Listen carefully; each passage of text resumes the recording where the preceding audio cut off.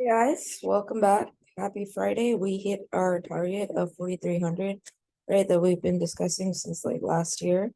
And so far, I genuinely have no updates to offer because if it is gonna follow the path that was projected, then it should at some point, right? This 4450 is kind of the important level I am looking at, right? And for that to be possible, right, for us to get all the way here, we would have to, I would say 4,200 is kind of the line in the sand because there is a gap to fill here, right, at 4,230. So I feel like at any cost, market bulls, right, keep it over 4,230. I wouldn't be surprised if he just stayed sideways to slightly red before CPI. And obviously, it is kind of out of our hands, right?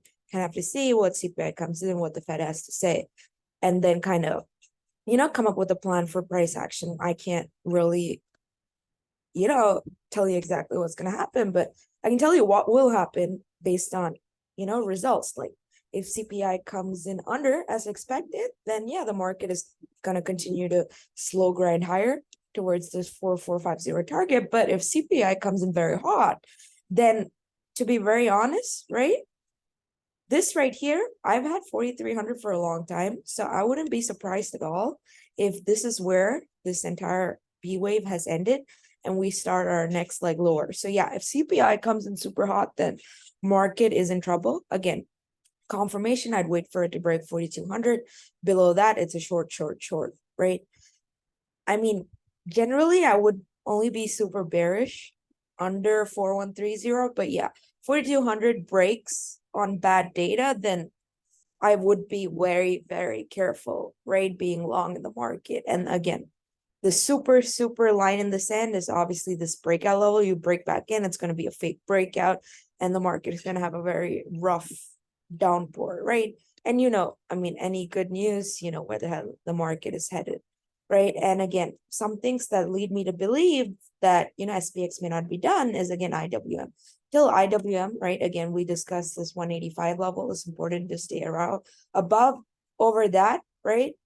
I think IWM over 185 can hit 190, 200 till it hits about 195, 200. I don't think the market can top, right? Because that's kind of a minimum weight target. But that's kind of why I'm still, still leaning towards a more bullish outlook, right? And then bearish second half of the year. But yeah, again, I am out of most of my long positions, right? Like I said, thread lightly at this point. This is a seller's sell to you market, right? Just because shit is going up doesn't mean we're bullish and we're gonna all-time highs. It just means this is kind of a liquidity trap. Again, like I said, I give about a 5% probability we hit a new all-time high, right? I still give it about a 5% probability, but yeah, that will, let's take it by the day, by the week, by the month. When there's more data to prove we're gonna all-time highs, then I'd consider it. But yeah, so far it's just going according to plan. So yeah, just gonna follow the chart. We look at Wix, right? Remember, we've had $11 target. We hit a low of 13.6. So yeah, I still believe that Wix, right? This low at 8. I would say first level to watch out for is 11. If 11 breaks 8, but yeah, I'm genuinely like it's not done yet. I could definitely see Wix come down lower. Dollar rejected the 104 level, right? That we spoke about. So yeah, dollar is kind of indicating a more bullish market.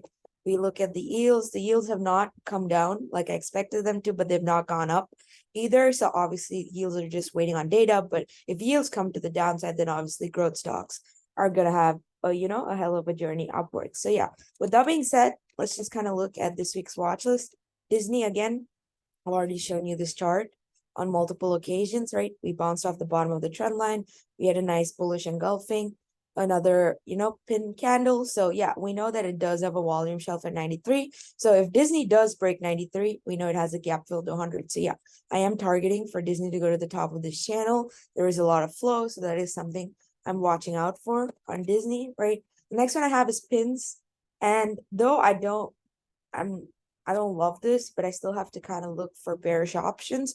So if the market does turn bearish, I think pins would be a good candidate, right? Rejected the downtrend, broke the channel, retested the channel, failed. So if it is bearish, below, as long as it stays below 24, it will likely, you know, come down to 23, 22, and even 21. So yeah, that's the reason I have pins, right? Obviously, this kind of something else I also want to point out is if it does break, you know, 25 on good CPI, then that would be a 2-year breakout. So that is also something to keep in mind, is over 25, prints can have a breakout. So it could be good both ways. The next one I have is NVDA. Again, the reason for that, right? Most people probably think it's overbought, but yeah, look at it. It's just going sideways, which generally means it has one more leg higher. Again, it has to stay above, like, let's say 385. If it stays above 385, I can definitely see, you know, 420, 440 on NVDA. So that's kind of my target on NVDA. And the last one I have is actually Clorox. Again, the reason for that is, again, you can see it's been pretty much, right? Try to break out, fill the gap, had a major rejection.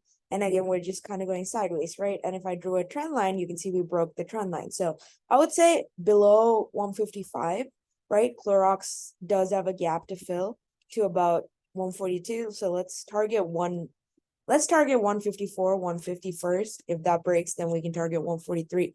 And yeah, again, it could easily get back above the channel. It does have a volume shelf here. So yeah, wait for it to break this level, then it can fill lower targets. All right, guys, thank you so much. Have a great day.